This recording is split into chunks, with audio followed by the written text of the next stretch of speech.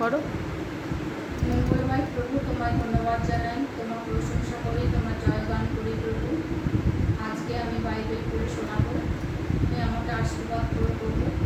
তুমি আমার স্মরণশক্তি দাও, বুদ্ধি দাও, জ্ঞান দাও, প্রজ্ঞা দাও। তোমার আশীষ যেন আমি পেতে পারি, তোমার বাক্য যেন প্রচার করতে পারি। এই প্রার্থনা প্রভু যীশু খ্রিস্টের নামে চাই, আমেন।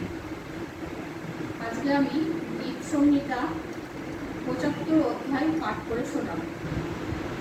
হে ঈশ্বর, আমরা তোমার ধন্যবাদ করিতেছি, কেননা তোমার নাম নিকটবর্তী। লোকে তোমার আশ্চর্য কর্ম সকল বর্ণনা করে। আমি যখন নিরূপিত সময় উপস্থিত করিব, তখন আমি ন্যায্য বিচার করিব। পৃথিবী ও তন্নিবাসীগণ বিলীন হইতেছে, আমি তাহার স্তম্ভ সকল স্থাপন করিয়াছি। আমি গর্বিত লোকদিগকে কহিলাম, গর্ব করিও না। দুষ্ট লোকদিগকে কহিলাম, সিংহ তুলিও না। তোমাদের সিংহ উচ্ছে তুলিও না, শক্ত ভৃত হইয়া কথা কহিও না। কেননা উদয় স্থান হইতে কি পশ্চিম হইতে অথবা দক্ষিণ হইতে উন্নতি লাভ হয় এমন নয়, কিন্তু ঈশ্বরই বিচারকর্তা। তিনি কাহাকে নত, কাহাকে বা উন্নত করেন।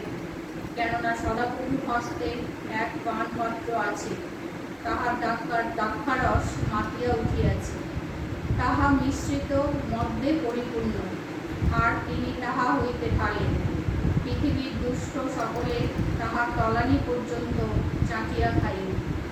কিন্তু আমি চিরকাল প্রচার করিব, যাকবের ঈশ্বরের উদ্দেশ্যে সঙ্গীত করিব। আর আমি দুষ্টগণের সমস্ত সিংহ কাটিয়া ফেলিব, কিন্তু ধার্মিকগণের সিংহ উচ্চীকৃত হইবে।